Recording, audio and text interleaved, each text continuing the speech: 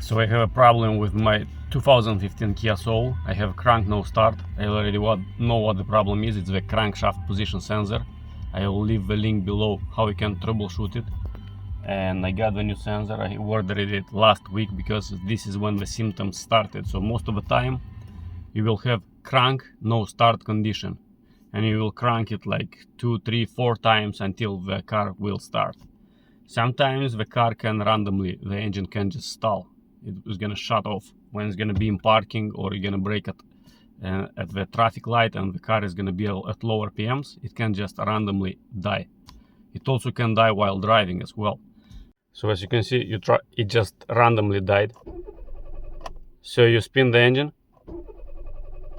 but it doesn't start. And if you look at the arrow that shows the RPMs, it doesn't go up. It doesn't read the RPMs. As you see, it was about to start. So here is the sensor I got. $15 on Amazon. We're gonna test it and see how long it's gonna work. Decided to wait till the daytime so you can see where the sensor is located and how to replace it. So you go under the car.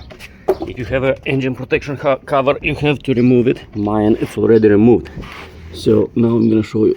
As you can see, this is the engine oil filter, and this is where the crankshaft position sensor is located. So it has a 10mm bolt that you have to remove, one plastic clip right here, and the connector right there. So you need to disconnect the connector. Okay, so this is our connector. Here is a tab. Press this tab and raise up the upper connector. So the sensor is disconnected. And now I'm gonna remove this bracket, 10mm bolt here and 10mm bolt that is holding the sensor, and I'm gonna remove the sensor together with this bracket. One 10mm bolt right here to be able to take out this bracket, and one 10mm bolt right here to be able to take out the sensor. One 10mm bolt is removed. You can grab the sensor and wiggle it like this and pull it back. That is gonna be usually an O-ring. Sensor bolt is removed. Now I'm gonna remove a bracket bolt. The bolt is removed. Pull out the sensor. So here we go. The sensor is removed together with the bracket. Now we're gonna throw in the new sensor. So this plastic clip, you just press the sides in and push it inside, and the clip will be removed. These edges, just press them in like this. And the second one, here is a pin.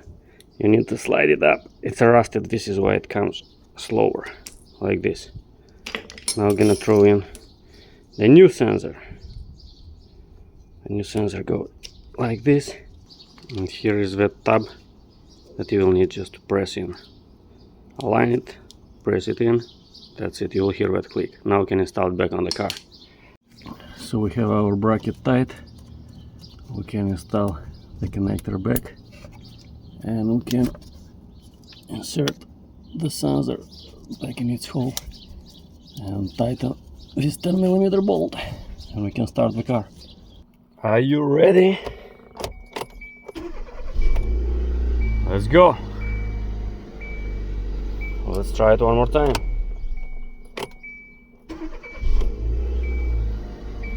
All good.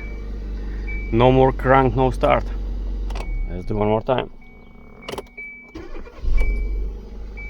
As you can see, the car is working fine now. All good.